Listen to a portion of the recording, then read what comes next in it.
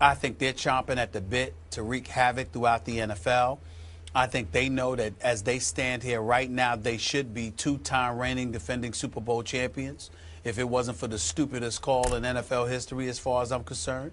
And I think that they're going to be on a kind of mission people think Tom Brady's going to be on. Had Tom Brady been suspended and ultimately came back, that would be different. But with Tom Brady back and having not missed a game, I think the most highly motivated, rather, is going to be the Seattle Seahawks.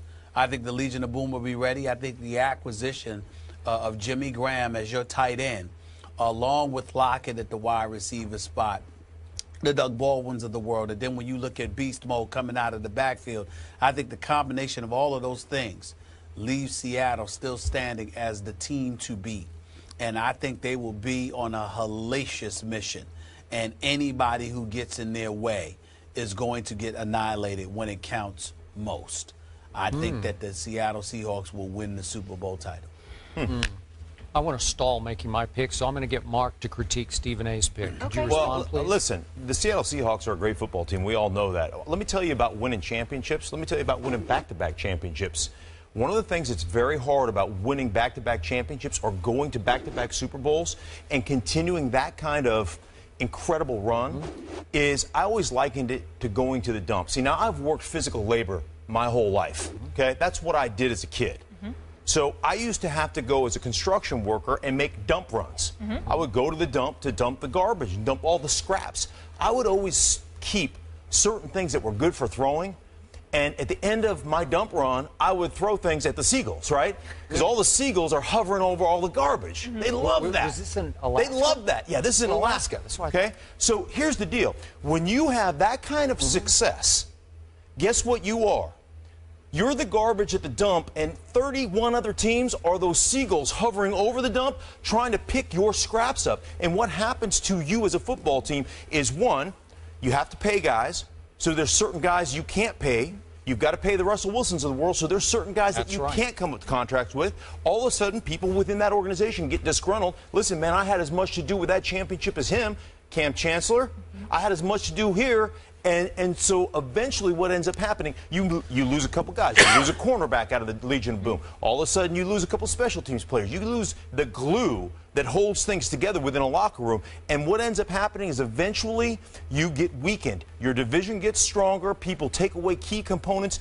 Components most of us don't even know that are key because they are, like I said, that glue that bonds a locker room together. And eventually it weakens you to the point where you don't go back to back championships. You don't go back to a Super Bowl. So I don't think they're going to a Super Bowl. I think that division is the toughest division of football. Arizona gets Carson Palmer back. I think the Rams are going to be a much better football team. Obviously, there's a ton of turnover with San Francisco. We look at them and we think, they're going to struggle. That defense, I think that defense is going to be better than people think. This is a tough division. I don't think Seattle makes it back to a championship. Wow. By the way, your picks are? I think where I'm going is, and again, I did this a couple of weeks ago, and I can't even remember because the preseason is irrelevant now.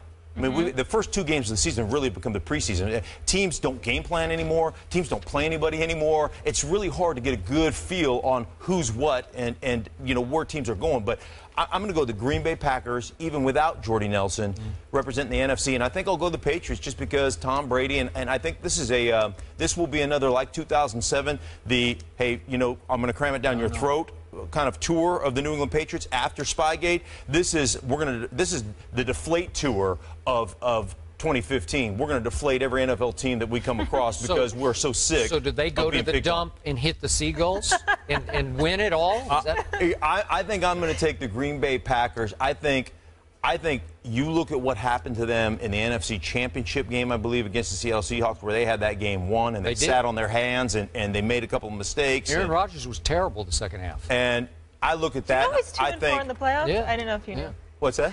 Aaron Rodgers 2-4 in the playoffs since the Super Bowl. Yeah, well, I think they are the more motivated football team. I think they go to the World Championship game, and I think they win it. That bad man versus Psycho Tom? Okay. That'd be a great matchup. Right? That'd be a great matchup. We're going to get Skip's pick after the break. We call that a tease in the business. Stay here. Mark and wait, Stephen A. will Let's take a long break. No.